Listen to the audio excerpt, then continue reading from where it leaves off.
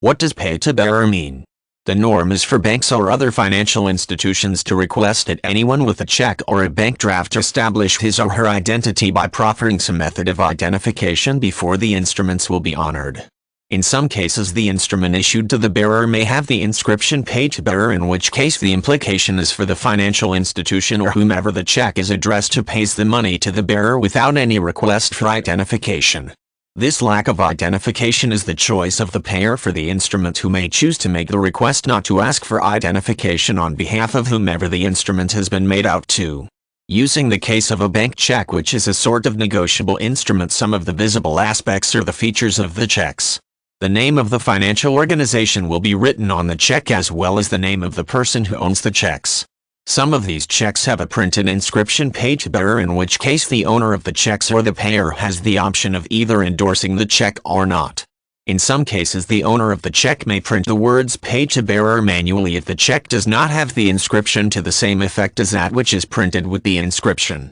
Where this is the case, the issuer of the check may be required to endorse it in several ways, including a signature and date. In some cases, the reason why the issuer of a check might resort to requesting for the financial institution to pay to bearer without any form of identification may be as a matter of expediency in a situation where the person or company to which the check is made out does not have that identification at the time. Some banks still take further precautions before they pay out the money specified in the checks or bank drafts with the "Pay to bearer" inscription, sometimes due to their own policies or as a consequence of instructions by the owner of the checks, who may have requested that checks beyond a certain specified monetary amount must be cross-checked with him or her before the bank can honor it. The reason for this is to prevent the possibility that some kind of fraud may occur where the signature from the owner of the checks may be forged.